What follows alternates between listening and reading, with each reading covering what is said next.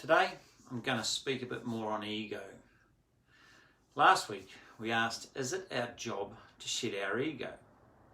Completely shedding or dying to ego is something I'm going to leave to the domain of great spiritual teachers, of which I am not one. However, in leadership, I think it is our job to notice your ego and to manage it. Here's how it works. When you're young, it's not all plain sailing. Along the way, you experience threats and challenges, so you get a game together for safety and success. These strategies become patterns, and then these patterns become your personality and your character structure. Freud would say the you that exists at a personality level is hardly worth knowing because you made it up. Perhaps a more useful takeaway from this is to consider that there are parts of your personality that you invented to keep yourself safe. Again, if we think about a person as a human onion, we build layers over who we really are at our core. We layer on all of these patterns and behaviours. We build an armoury. Yogis would often say you're not your thoughts. Perhaps this also extends to your feelings and behaviours.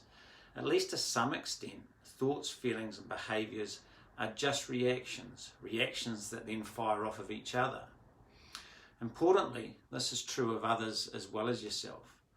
If you can recognise your own ego defence patterns, the reactions, the resistance, the masked behaviour, and recognise the ego defence patterns of others, now you have some hope in navigating beyond and beneath ego to build productive relationships and have real conversations. Now you can get beneath and beyond clashes, behaviours that trigger you. Now you can get beneath and beyond the masks you wear and your pride position or how you want others to see you. This is where you risk a little vulnerability, access who you really are, and communicate in a way that moves value for you, for your team and your organisation. As serendipity would have it, I was on a group call this morning. There was a guy who shared that he was needing to slow his strategic mind to be more present in enrolment conversations. In essence, his need to jump ahead 6 steps meant he was failing to connect effectively and leaving people behind. When we considered his strategic gifts through the lens of safety, he got a helpful insight. It sounded something like this. What if that gift of strategy was born of needing to maintain control to feel safe? I put it to him, would you be able to make some experiments in being a little more vulnerable in the moment and let go of control a little, while trusting that the strategy will be there when you need it? The helpful insight for him was realising the relationship between strategy, control and safety. He's experimenting as we speak. I think one of the jobs we have to do while on the planet is to find our own voice.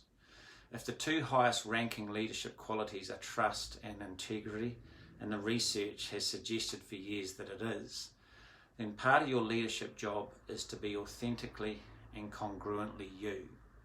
To do that, you need self-awareness at an ego level. What would change in your leadership if you observed unhelpful behaviours in others as their safety strategies rather than who they really are?